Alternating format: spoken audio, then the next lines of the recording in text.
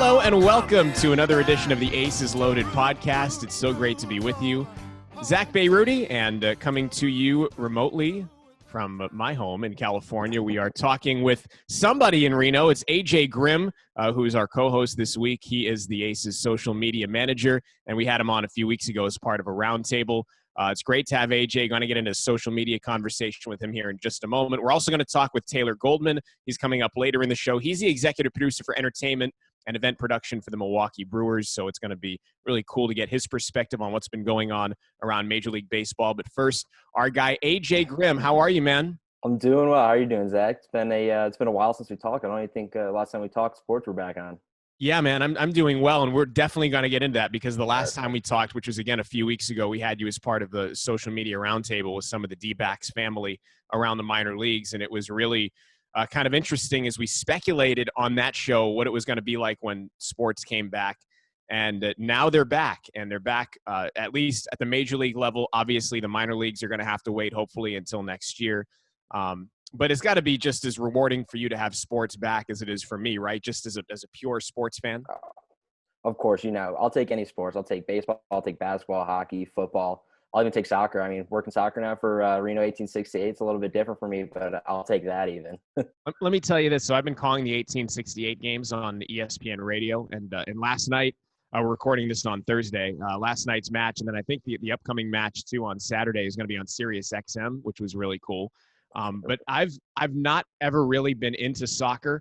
I've really kind of started to fall in love with that sport and kind of the rhythm of it and the flow of it. I never really had to watch it as closely as I have since the 1868 season started, but I'm loving having soccer. It's been a pleasant surprise for me. Yeah, I agree. I've never been a big soccer guy. I don't think I've been on a soccer field since I was 6. And then my senior year of high school, I was a manager for the soccer team. Just for a little bit of fun. So I haven't really been around soccer for a while, but now that it's here, getting back into it, and it's enjoying it. Yeah, for sure. I will say this, when soccer's being played and I'm watching on the monitor, it's at Greater Nevada Field, you could see the baseball diamond kind of jutting out. And it is kind of a tease because you see the way the baseball diamond's laid out and you think about how it's mid-August and how baseball should be going on right now. But that's for a different time. And hopefully next season, everything comes back as normal as it can. But I want to get into your story first because we're both native New Englanders. You're from Middletown, Connecticut. I'm from Worcester, Mass. But I have a feeling which side of the Mason-Dixon line you fell on as far as the Red Sox-Yankee line in Connecticut. Which side did you fall on? So I fall on the Yankee side. I thought so. You're a Yankees fan. I thought so. Did you get the Red Sox TV broadcast growing up in Connecticut, or did you get the Yankees? Because there was this huge war in the middle of the state of Connecticut, I remember, with the cable companies, with people that are on both sides trying to get their games. And, it's kind of equidistant between Boston and New York. But did you get both games? Yeah, especially being in Middletown, which is the middle between those two cities. I got both broadcasts, got the Yes and the Nesson broadcast. So I was watching both, even though I'm a Yankees fan, I'm a baseball fan above everything else. So definitely watching Red Sox games, along with Mets games on SNY. We got all three, so it's kind of a luxury there. Was it just north of New Haven, Middletown? Yes. Yep. Okay, yeah. Because whenever I'd go into New York, I'd usually take the train and I'd hop it from New Haven and take it right into Manhattan. So I feel like I've driven through Middletown quite a bit. By the way, have you watched any of the Barstool Sports Pizza reviews at all? Oh, of course. Got to be watching all the ones in New Haven. I was going to say, so New Haven's like the pizza capital, the unofficial pizza capital of the country, right? And it's called, is it A Pizza? A Pizza. It is, with the A. It's a different kind of pie. Yeah, they all look delicious, the ones from New Haven. And next time I go to New Haven, I'm absolutely stopping into some of these joints and getting some pizza. But is it as good as they look? They all are as good. I think my favorite is probably Sally's or Bar. Bar pizza is great because it's actually a bar too. So in college, going out and then picking up one of those pizzas, going home at 2:00, it's never a bad option. Yeah, Sally's is the one that I really want to try. That looked I think the box was tied with string. Like it just looked. I think it was like a 9.2 rating. I think it did really well. Highest ever. Yeah. I think it was their highest ever. So yeah, next time I go to New Haven, I'm absolutely hitting up Sally's. We'll have to get you to do a pizza review of it on the podcast. I will. Don't tease me. Don't tease me. We talked about having you on a few weeks back as part of the roundtable, and now sports are back. So what's been your overall impression of how your colleagues have handled the return to sports and, the NBA, Major League Baseball, the NHL, and what you've seen on their socials? Have they kind of captured the excitement of the return as well as you think they could have? Yeah, I think teams that came back are doing great. I think I'm going to look at hockey specifically. I mean, the other day we had a 5 OT game, and hockey Twitter was amazing. So just people, some of the tweets going out from like the Hurricanes, from the Golden Knights, just some good quality, funny stuff. I think people are doing a good job of capturing stuff from inside the bubble. I think even I think players are doing a good job. You can see a lot of YouTube series from different players, just putting up different content from inside the bubble. It's kind of a really different, it's a whole different feel this year. And I think everyone's doing a good job of kind of giving the fans that feel. We're seeing a lot more, I think, player-driven content. Not that the content hasn't always been about the players, but the players actually being involved, substance of the content. How does that work for you when you have players that you want to get involved like that? I mean, do you have to prime them? Do you have to sit down and ask? Do they approach you? How has that worked in your time? So all different ways. We have different players. Like for instance, a Tyler Heineman last year when he came in, he approached me and let me know. He's like, "Hey man, I'm really into social, really into Friend of the the podcast, community." by the way. We had him on a couple weeks ago. Exactly. Good example right there. So a guy like that, he kind of came up and reached out to me. So that makes it really easy. We all know that. If not, it's kind of reaching out to players and DMs and building that relationship and trying to get them to talk. And we want to hear their voice, like a guy like John Duplantier. People want to hear from him, so we kind of gotta try to get that out of him. Could you imagine having to do your job even 10 years ago and how vastly different the landscape would have been? I mean, not just for the fact that there wouldn't be as many social outlets, but in engaging these players in this way, like it would be vastly different, right? Yeah, 10 years ago, we were just starting off on the social channel, so it wasn't even really a thing. But yeah, it would be a totally different thing. It's so easy for me to just slide into a player's DMs and ask them to record a video doing something. Can turn that around in a day versus back 10 years ago. You're probably reaching out to an agent or writing a letter or phone call, and you're not probably going to get an answer the first time. So that's a whole process that we don't have to deal with now, thankfully. Yeah, I remember having to, I mean, this is like right as smartphones were coming of age, but I'd have to, just to write a feature article on one of the players, like book time with them, sit down, find the time, turn it around in its own time. And now it can be done, like you said, just so quickly. And the players are such a big part of that, and them wanting to be on these platforms, I think, I would imagine, helps you in what you want to do. Definitely. It makes my job easy when they speak out and have something to say. It makes my job easy. All I have to do is post it. Yeah. When everything went down in March, what were some of the biggest challenges you were facing? Obviously, there are the obvious ones, but in your mind, what were the first concerns and challenges that popped in your head? I think the first one was that we didn't know when we were coming back. When this first started, we thought, oh, maybe this will be 2 weeks, a month, then 2 months, then 3 months. So there was no time to really start planning and building towards. Eventually, with the cancellation of the season, now we know we're working towards 2021. So at least I know where I'm focused on and what I have to do to get ready for next year. I think that's the big thing, just knowing when we're working towards.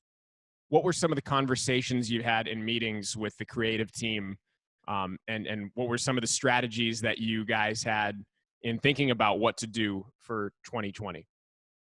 Yeah, so a lot of it was kind of just bridging the gap for now. We have to find a way to keep our fans engaged from August through next April. And there's going to kind of be some dead time. As we see, even usually after August is the end of the season.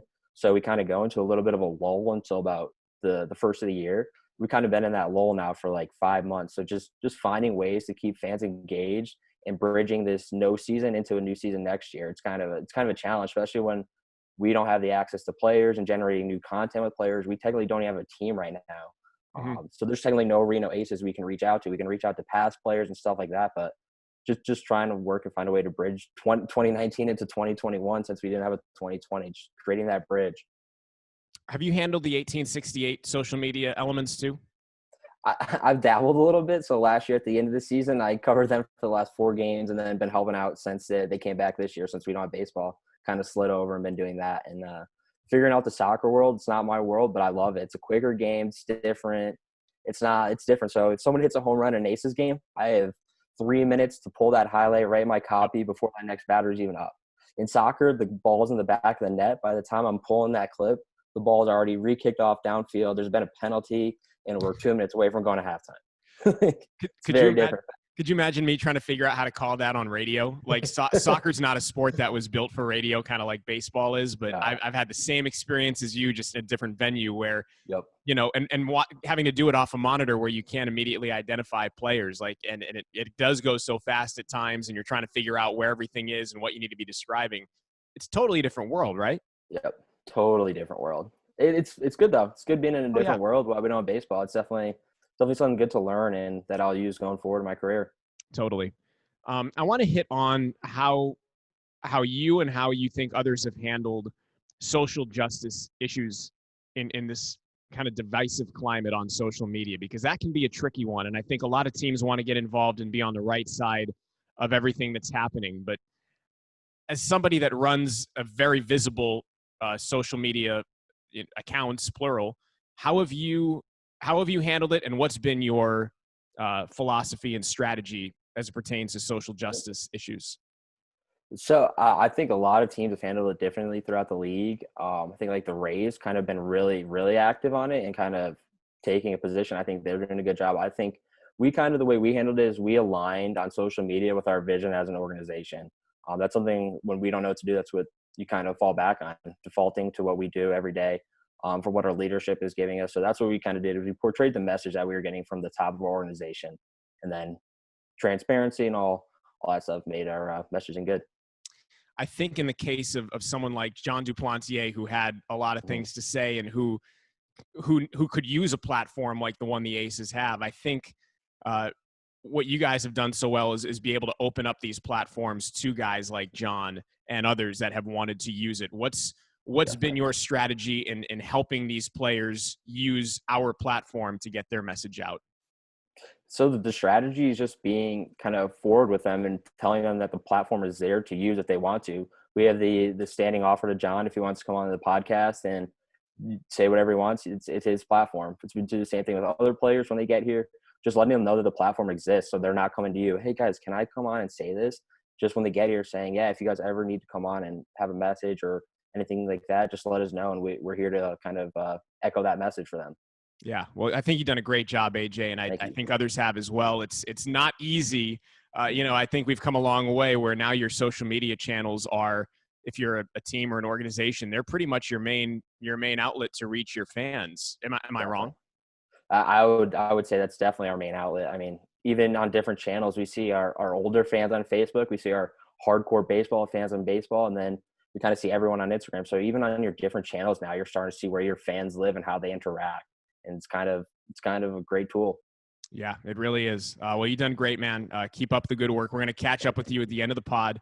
We're going to take a break. We're going to come back, and we're going to talk to Taylor Goldman. He is the executive producer for entertainment and event production for the Milwaukee Brewers. We'll get his view from the major leagues coming up next on the Aces Loaded podcast.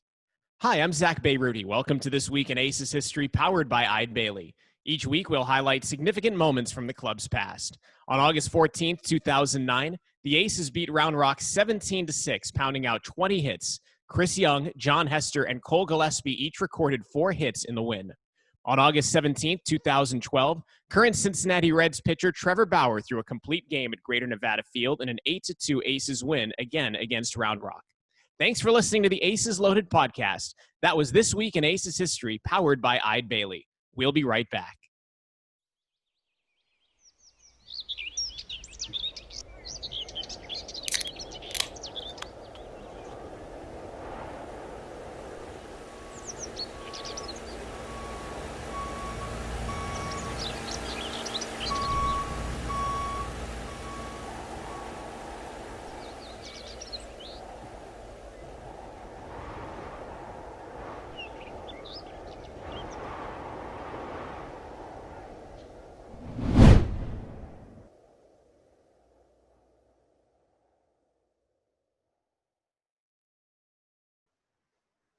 We are back. It's the Aces Loaded podcast, and we are joined by Taylor Goldman. He's the executive producer of entertainment and event production for the Milwaukee Brewers.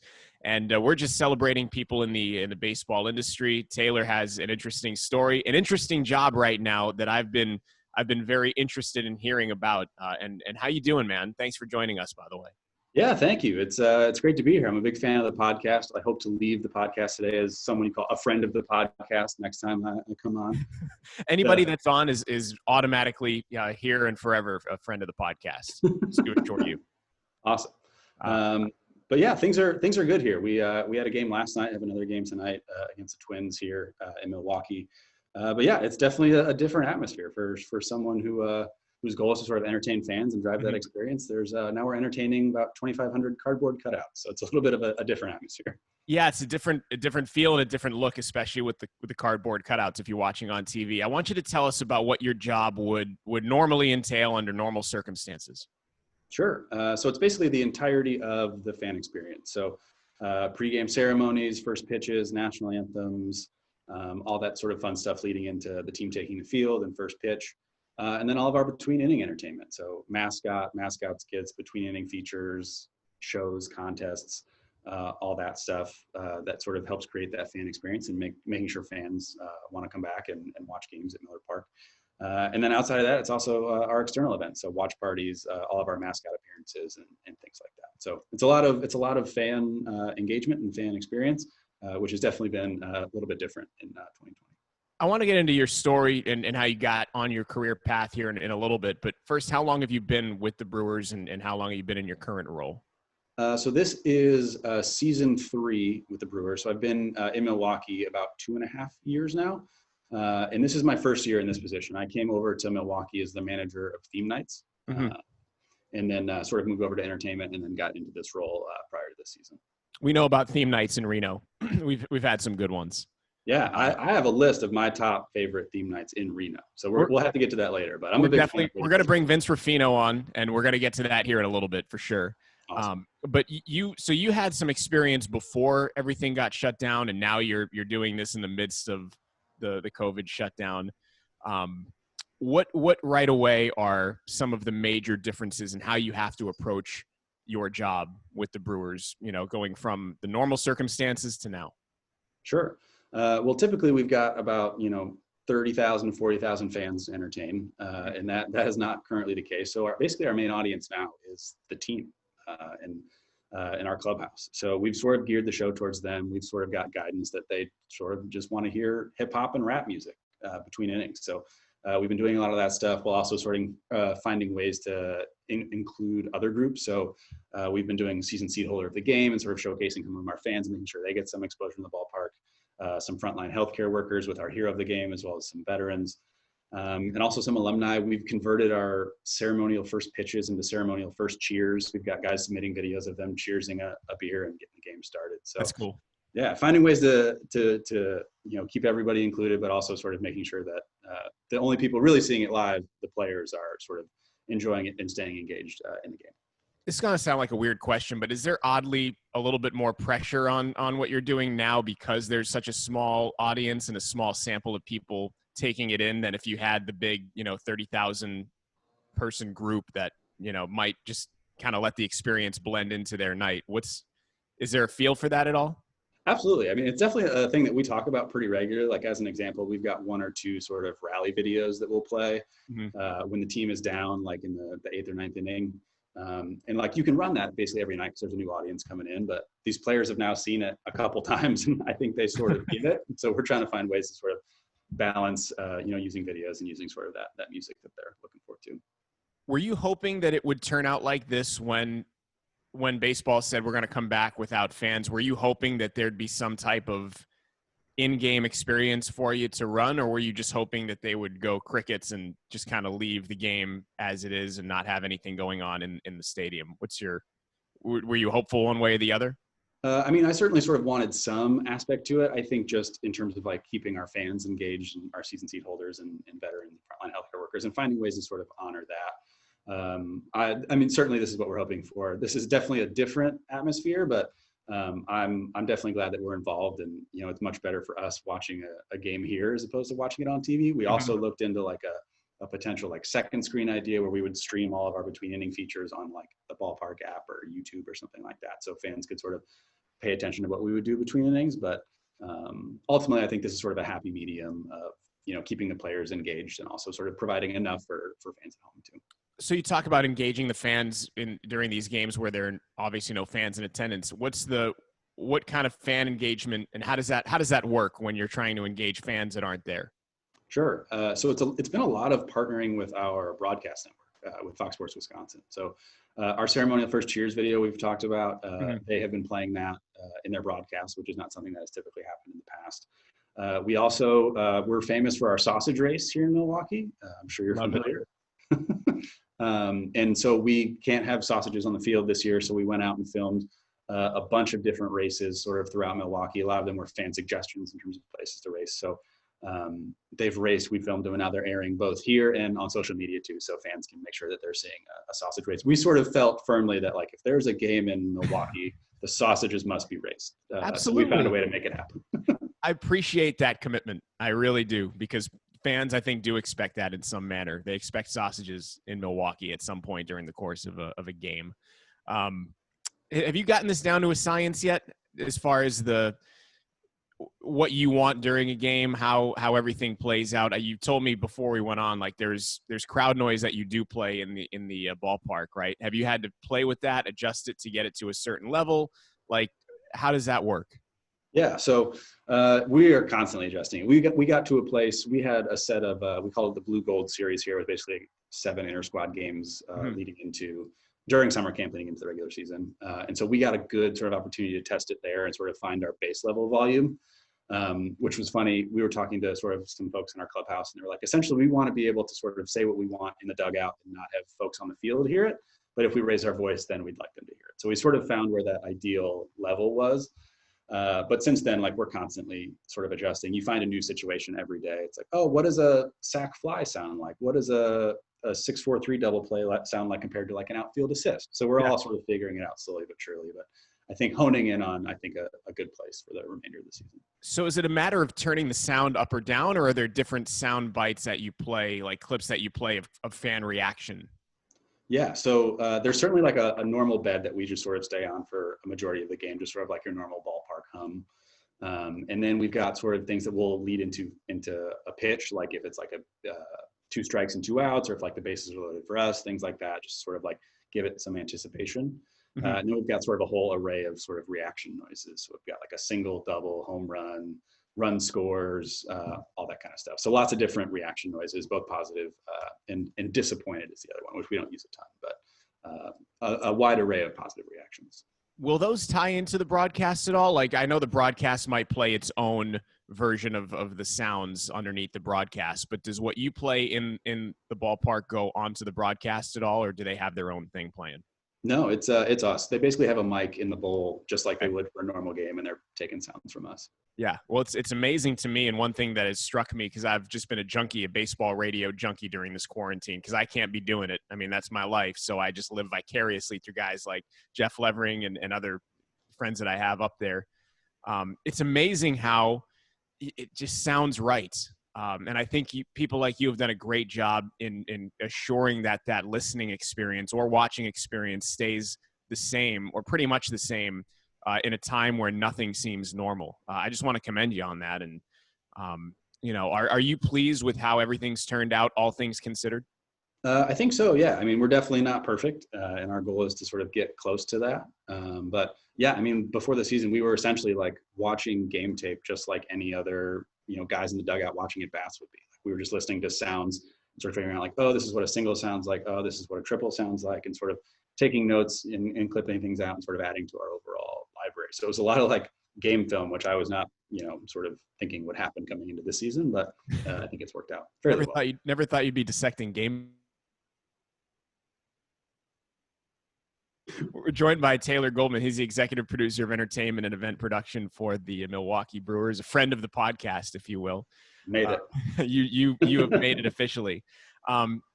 We talked about wanting to celebrate people that work in the industry. There's so many people that we know that haven't been so lucky to still have their jobs in baseball and to do what they've built a lifetime, in some cases, being able to do. How did you get to where you are, and at what point did you know you wanted to do what you're doing? And I asked this as a fellow Northeastern alum, knowing that you went to business school at Northeastern. I went to journalism school, so I'm kind of in the field that I studied. But from business school to managing events. How did that work, and what got you started? Yeah. So Northeastern, go Huskies. Huskies. I was champs, right? Reigning What is that? Beanpot champs. Did they win the Beanpot this past year? I think they did. They did 2 in a row, 3 in a row. I think I want to say a couple in a row. Yeah. Yeah. And then we never got one while I was there. So No, never. We were always exciting. laughing. BU just owned it when I was there. Yeah, at BC for us, but Yep. we're on top now. It feels good. Yes. But yeah, so I was in the business school, and they don't necessarily have a sports program, but the Northeastern Co-op program is great. They allow you to do a bunch of different internships while you're in school, and I did a bunch of sports internships, which was awesome. Where? Because that's how I got my start in sports. Sure. I worked in West Palm Beach, Florida, at the spring training home of the Marlins and Cardinals. But what got you in? What started you? So my first ever job that actually I got at home, sort of without Northeastern, was in minor league baseball. A lot of us got our start in minor league baseball. I know your friend Jake Levering, also a minor league start. But yeah, it was the Joliet Jackhammers, which is about 30 minutes from my home in the suburbs of Chicago. And they were just sort of an indie ball team, the Northern League. If you're familiar, they gained some notoriety recently. They renamed their field Cards Against Humanity Field for a brief time. That's right. That's right. And then, and while I was there, there were 2 sort of things that were sort of very fun, and sort of why I think I eventually fell in love with like minor league promotions and theme nights and things like that. We did the advertising leading into the year was basically a player without a shirt or pants, just with a sign that said like, "We need uniforms, please buy tickets," which was got some attention. Yeah, sure. Yeah. And then the worst one, and one that I still think about, it was in Chicago when the Blackhawks were winning the Stanley Cup in 2010. They beat my Bruins, by the way, and it was a brutal ending to that Stanley Cup. Brutal. Not going to get into it, but go ahead. I didn't mean to interrupt you. I just had to kind of get that out there. You got yours a little bit later, so you'll be okay. But a nice note from Vince. Chiming in. We'll get Vince on here in a few. He could jump in with that too. But go ahead. Yeah, but so we did a Stanley Cup giveaway, which sounds very cool. But we were asked to just write Stanley in marker on solo cups, and then we gave that away, which was a terrible idea. And so us as interns got to sort of bear the brunt of quite a few fan complaints for that one. But so while I was there, they also needed a public address announcer. And so I can really deepen up my voice sometimes, and it's helpful. So much like nice, I'm sure. By the way, that's great. Thank you. If the Brewers need a fill-in PA announcer, you could just use that voice, and it would sound just like normal. Yeah, exactly. I did it for the Blue Gold series back in the day. Okay. Yeah, but so I got to be the PA announcer as an unpaid intern, which was a very fun way to sort of spend a summer. And so that's sort of where I fell in love with like game entertainment and control room stuff. So I've sort of pursued that for the rest of my career. Ended up having some internships with the Astros and Sixers and the NFL League office. Then eventually had a job with the Mets where I met Vince and then came over here to Milwaukee and got to pursue it full time, which has been really, really fun. And we've done some really fun stuff, and looking forward to hopefully doing more next year with some fans in the park. I was going to say hopefully next year with the fans. Has it met your expectations working in Major League Baseball? What you thought it would be going in? I think so. Yeah. I mean, as someone who's sort of done the minor league thing and sort of had to wear a lot of hats and do tarp pulls at 4 a.m. and do all that stuff, it's nice to sort of have your lane and sort of focus on entertainment. And that's been really fun. We've done a lot of fun things. We have an awesome video team here that makes awesome content for us. So it's been really, really great, and hopefully it'll continue. Is there something that you guys are doing now that you've had to adapt to that you think you might use in the future, something you've discovered in this weird time that you think could be applicable when you get fans back for entertainment purposes? Sure. So I told you a little bit about our first cheers idea that we're doing now, sort of replacing a ceremonial first pitch. I think first pitches will still happen, but I do really like the idea of doing a sort of a first cheers in like the middle of the first inning or something, and sort of bringing fans all together to sort of say, hey, we're watching baseball again and we're watching it live. And it's great. Yep. So maybe that may be something we look to turn into a full-time thing in 2021. Okay. I'll tell you what, it's really interesting what you guys are all doing a great job across Major League Baseball, and I admire what you have to go through right now. I know it's not easy. Vince, if Vince wants to jump in, we can get Vince on here. And we can talk a little bit about how you guys met and some of the things that you guys have collaborated on, maybe including the naming of this podcast. Vince Ruffino, Yeah, happy to like the jump on. wine? Is that like what the we're talking wine. Just like the wine about? Okay, cool. from Tuscany.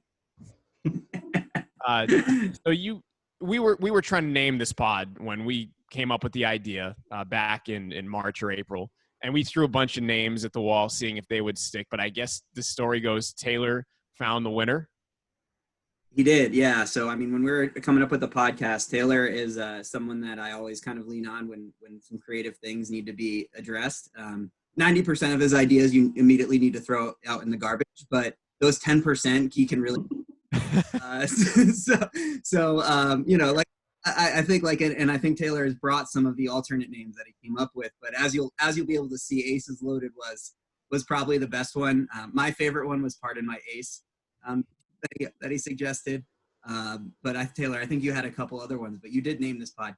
Yeah, I like to say that I created the podcast. So not only are you a friend of the podcast, you're like the godfather of the podcast. Like Yeah, I've done godfather of the podcast in the background. Just you've named it. Yeah, I've done none of the work, but I like to say that I've created the podcast. So I wrote down some of the other ones that I came up with. Pardon My Ace was a Vince favorite. Pod Ace America, which is terrible. Conan O'Brien Aces a Friend. Also So bad. No Faces, Just Aces, because it's a podcast. Although I didn't know you guys were doing video at the time, so that changes a little bit. Ace in the Hole, and then the one good idea, Aces Loaded, I think. Yeah, I think mine was Aces and Faces, like a blackjack reference, and it would apply. You know, you have the aces loaded with the faces on the Zoom, and I thought it was fine, but I loved Aces Loaded. And as soon as I heard Aces Loaded, I was like, that's it. That's the 10% that we expected from Taylor right out of the gate. Yeah, friends of Taylor call it the 10% rule. Anything he said, 10% of it is a good idea. Nice. Yeah, and speaking of 10%, you can just forward me my royalty fees whenever is convenient for you guys. Okay, well, if I'm going to forward you the royalties, you can send me some Usinger's sausage from Milwaukee as a little gift package from the And Brewers. Cedar Crest ice cream, of course. Yeah, Cedar Crest. I was trying to think of what ice cream I heard Levering just talking about the other day, and it was he had some moose tracks or whatever it is. It sounded delicious. I really wanted some when I heard him talking about it. You are also kind of big on minor league theme nights, and we talked about that. And the Aces had a few that were favorites of yours. Do you have them teed up? Yeah, absolutely. So I wrote down my top 5 list. I'm a big like to rank things for no reason. We were doing top 5 lists at the start of the podcast. That was like as we were starting out trying to figure out how we can talk to people about things other than baseball, because there was no baseball being played. We did top 5 lists. So this is a great full circle moment. Go ahead. Yeah. So 90s night last year, I was a big I was fan. there for that night, by the way. I filled in for Radke, and it was awesome. Those jerseys. I was not there. Fun fact. As Where were you? built that night out. I was. I think I had to go to a wedding. Okay. Acceptable. Thing that I had to miss. But that night is one of my favorites. I'm glad you brought that one up. That would have been something we were working on for probably about 2 years, talking about, and to bring that one to fruition. Even though I wasn't in the stadium that night, the photos and everything came out amazing. Yeah, that was a fun one. I think Nickelodeon night, sort of similarly 90s for this year, would have been very fun. Also. Yeah, that one was going to be SpongeBob night, and let me tell you, the jersey that we haven't released for that, but that I've seen, unbelievable. Like, oh my God. So are we going to celebrate all Nickelodeon shows or just SpongeBob? It was SpongeBob night. Okay. Be SpongeBob. Okay, because Nickelodeon had some epic shows that I think people would connect to from their childhood. Yeah, absolutely. Keeping on the decade theme, the 70s night for this year I was very excited about. I love a good faux back jersey, I think you called it. Mm-hmm. Just like we didn't exist in the 70s, but we're going to make a jersey. What did the jersey look like? Do you have It was so it was actually going to be a giveaway jersey. It was a faux back one, modeled after the old Reno arch. So it said Reno across with the old Reno arch letters. It was navy blue and then the red. Oh, that's really cool. It looked 70s, like it really cool, and hopefully we'll give it away next year. Would you wear the BLC hats with it, I'm guessing? We could. Yeah. That'd be nice. That'd be a nice touch. Breaking out the BLC stuff. BLC was. By the way, I feel like not getting enough credit for rocking the BLC. I didn't. So all I saw was the top. I can't see the whole shirt. That's awesome. Yeah. I will say, shout out to the Rocky Mountain Vibes. I ordered both shirts, and this one just got here first, so I figured I'd wear this one for the podcast. No surprise there. We got to get you some Aces ale now. Oh yeah, I've seen that. Yeah, The beer is delicious. It's really, really good. Picked some up on my my last trip to Reno a few weeks ago. So nice. solid. Okay, so what's next on the list? This isn't really a theme night, but the Trevor Bauer drone bobblehead, an all-timer. That one's great. That's Trying to get Vince to send me one. I've been trying for like a year and change now. Wait, Trevor Bauer drone? Yeah. So what? Yeah, it was a Trevor Bauer drone bobblehead. Yeah. Not familiar. It was Bauer was a former Reno Ace. In the playoffs a few years ago for the Indians, he before a start cut his hand open. Trying to use his drone.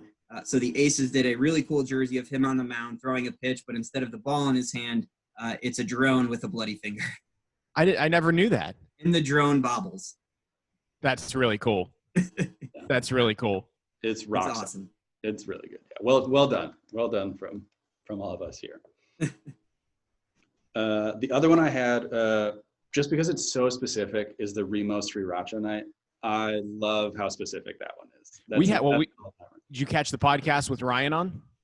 I don't think I Ryan heard O'Flanagan. No. Yeah, he was on. I think episode 2. He was like a Aces Loaded OG guest. And it was right after I was watching. Have you watched the show Dave on Hulu? Yeah. Okay, so he's in an episode of that. So it was like it lined up perfectly because it was right before I watched his episode where he came on, and I had no idea. And I'm researching about him. I'm like, oh, he's on Dave, and it was on the episode that I was about to watch. So it was really cool to interview him and then see his appearance in the episode. Vince, do you watch Dave at all on Hulu? I need to. That's definitely really funny. List. Yeah, that's really funny. I need to see that. Yeah, Remo Sriracha was that. I can confirm we were wearing BLC hats with for that jersey. Again, most of our jersey designs we didn't get a chance to release for this year, so everyone's kind of have to wait for that to come out next year. But there's some really fun stuff for Remo Sriracha night. We're really excited about that night and having fun and celebrating that with Reno. Just being as we are, we can embrace it and have some fun. Taylor, we're rounding the home stretch here, but have you thought about what it's going to be like to direct the in-game the first game when fans are able to come back, and what that experience is going to be like and how special that vibe is going to be? Yeah, I mean, but to say we have sort of plans for it at this point would sort of be, I think, premature. But I mean, just internally, like, we're very excited. Like, just sort of have energy in the park again. I think fans will get in. Like, we have a group of fans here that love tailgating more than anything, more than any other team in baseball or in sports, in my opinion. And so sort of seeing the parking lots for the first time on a game day, and then sort of having everyone in here for first pitch, it's going to be unbelievable. And we're going to try to come up with something that sort of matches that excitement, but it's going to be an unreal atmosphere in here. I can't wait. Vince, I could ask you the same question about us and the Aces when Reno is finally able to come back to Greater Nevada. Yeah, I think we got a little bit of a taste of it with 1868's home match last Saturday. Great home win for them. But that first time back, having worked now an empty sporting event for the first time with no fans, it's that extra juice that you're just kind of missing, like Taylor was talking about, that extra pep in your step, that extra reason why you're there. You're there to entertain. We're entertainers. We're creative people that want our ideas out in the world and people interacting with them and seeing how they react with them. Sometimes you learn just as much from a negative reaction as you do from a really positive one. But those opportunities right now aren't there. And so that's what I'm most excited for, is just to see the fans get to interact with everything we talk about, because everything is really for them.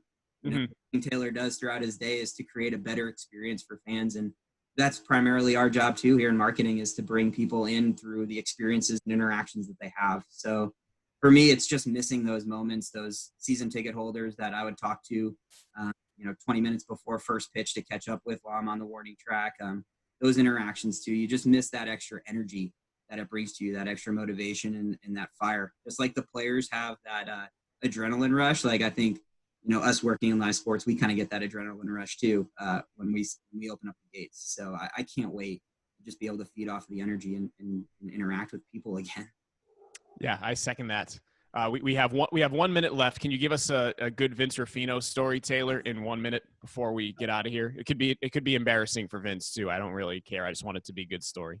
Sure, of course. So Vince Ruffino liked the wine is how he gives his email out. And when I worked with him in the Mets, it was literally like 4 or 5 times a day. You would just hear him across the way being, "Yep, Ruffino, like the wine." They make Chianti, right? Isn't it a big Chianti maker, Ruffino? I don't even know. Vince, do you know? They make all kinds I think that's a varietal. I mean, Vince would know better than anybody, of course. We were like, is he part of the Ruffino wine empire? Like, why does he keep mentioning it like this? That's awesome. It's the easiest way. It's the easiest way to explain it. Some people get it right away, and then some people have no clue. It's like a 50. Well, I got it right away, so I love Thank the you. story. I love the Vince Ruffino like the wine, and I might use that down the road. Taylor, thanks so much for joining us, man. Great stuff coming out of your production team. Just from what I've heard on the broadcast, you guys are phenomenal. Tell my buddy Jeff hello, and have a great rest of the season. I know big things are expected of the crew, but thanks for making time for us, man, and good luck down the road. We might have you on since now you're a bona fide friend of the podcast. We might have you on again. Thank you. Consider He me has your naming Tina rights, Fey to your, yeah, I'm the Tina Fey to your David Letterman. Whenever you need someone down the road, I'm here. But yeah, looking forward to you guys having sort of a full season to plan for next year and what you guys are coming up with for that. It's gonna be fun having baseball back with fans at the park. I look forward to our brainstorms, man. Thanks for coming on. Yeah. We'll be sure to consult you too with some ideas. We know if they're a hit, you'll like them, as you've liked so many of the what the Aces have put out in the past. And I'll contribute 10%. Love it. Love it. Taylor Goldman, he's the executive producer of entertainment and event production for the Milwaukee Brewers. We will be back to wrap up the Aces Loaded podcast after this. Taylor was pretty good, man. Yeah, he's great. I mean, we go way back, years of experience working together at the Mets, and I'm lucky enough that we were able to stay friends over the course of time. And look at him now, man. He's doing great. Yeah. Miller Park. Big leaguer. Go. Who we got next? So before we jump into it, I want to give another shout out to one of our amazing partners, because once again, guess what, Zach? I got hooked up with lunch. Again, we have amazing partners. We want to help get the name out there for all of our amazing partners. And Qdoba today hooking me look at that. amazing burrito bowl. I always love to get steak, get the white rice on there, the pico, the corn, cheese, lettuce. One of my Guac? You got guac on there? Well, that's what I was about to say. Is one of my Didn't mean to jump you guac. there. Free guac. Free guac. Wow. And look, there's a ton of it too. Yeah, I mean, the bowls are piled high. This thing was up to the brim, literally, when I opened it up.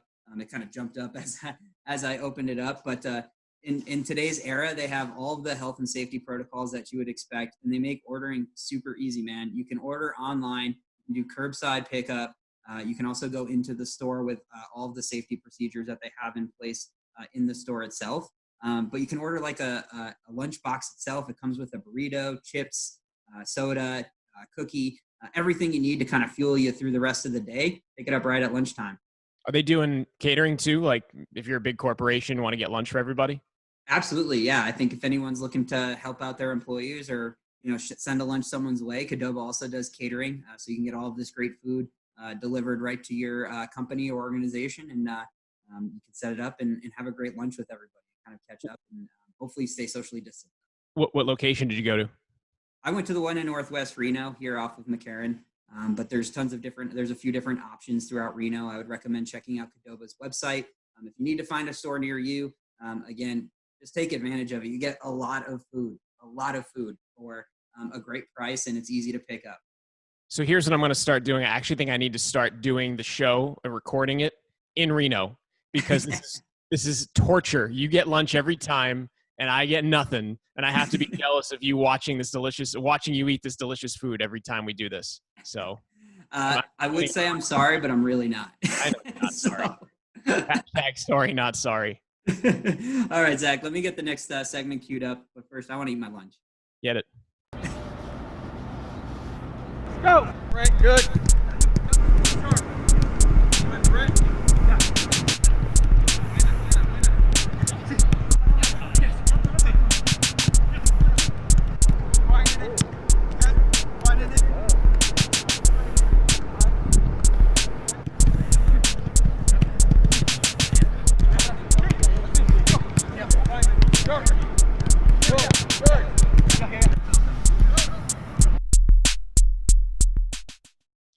We're back to close out the Aces Loaded podcast. So glad to have had you with us. AJ Grimm, we're going to hear from AJ one last time here coming up. But Taylor Goldman, thanks to him for joining us. Really interesting stuff from the Milwaukee Brewers entertainment production crew and what they've had to do to be very creative in this time and to kind of keep doing what they're doing in a weird setting. But they've done a great job. I want to give AJ a chance to kind of plug what's been going on and what will be going on social media wise for the Aces and where people can continue to follow the team. Yeah, so we're going to be, as always, you can follow us on Twitter at Aces and then on Facebook and Instagram at Reno Aces. We have some blood drive coming up that we're looking people to fill up spots. We just got through some limited edition commemorative tees for 2020. So follow us along for everything we're doing, any updates for 2021. And just kind of having some fun, so follow us along for the fun. And I'm going to be doing pizza reviews at some point, right? I'm going to have that will be going out. Feature thing where I can just eat pizza. Is that all right? Coming. Nice. Well, thanks for joining us, man. We appreciate the time. No problem. Thanks for having me. It was good catching up. I'll do it again soon. Of course. Thanks to Taylor Goldman again. Thanks to Vince Ruffino, our producer, Zach Bayruti, saying so long, and we'll see you next time back on the Aces Loaded podcast.